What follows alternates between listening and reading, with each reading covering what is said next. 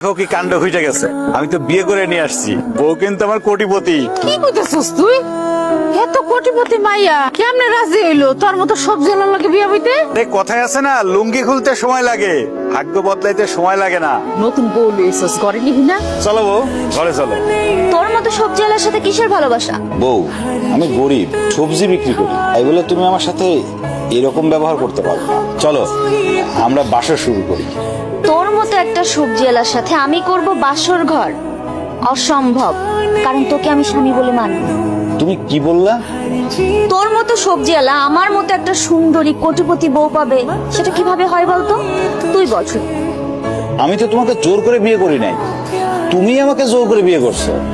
এই বিয়েটা ছিল চোখের ভুল অপারেশনের মতো, আর এই ভুলটা আমি একদমই বাড়াইতে চাই না। সো তুই আমাকে আজকেই ডিভোর্স দিবি। এই ছোট লোকের বাচ্চা, তুই থমকে আছিস কেন? ডিভোর্স দে আমাকে। বউ, আমি আল্লাহর কালেমা করে বিয়ে করছি, আমি তো তোমাকে ডিভোর্স দিতে পারবো না। সবজি আলার বাচ্চা, তুই আমাকে আমার টাকা পয়সা সম্পত্তির জন্য আমাকে ডিভোর্স দিতে চাচ্ছিস না, সেটা আমি খুব ভালো করে বুঝতে পারছি। শোনো, তোমার টাকা পয়সা বিষয় সম্পত্তির উপর আমার কোনো লোভ নেই। তুমি আমার বউ, আমার এই ঘরের বউ হয়েই থাকবা। আমি কোনোভাবেই তোমাকে ডিভোর্স দিতে পারবো না। ভাবি অনেক ভালো মানুষ, দেখতে শুনতে যেমন সুন্দরী, আচার ব্যবহারে দেখলা না কোটিপতির মেয়ে হয়েও তোমার পা ধরে সালাম করলো। তোমরা তো বড় লোক মানুষ, তোমাকে রান্না বাড়ি আলাদা।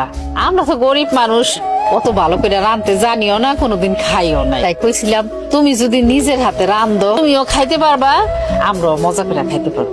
আমাকে দেখে আপনাদের কোন অ্যাঙ্গেলে কাজের বুয়া মনে হয় যে আমি এখন রান্না করে আপনাদের গেলাইতে যাব? এরকম করেই বা কথাটা কইতেছো? সবজি আলার মায়ের কথার কি ঠেলা? এই খাতে মনে হয় অশিক্ষিতর গোডাউন।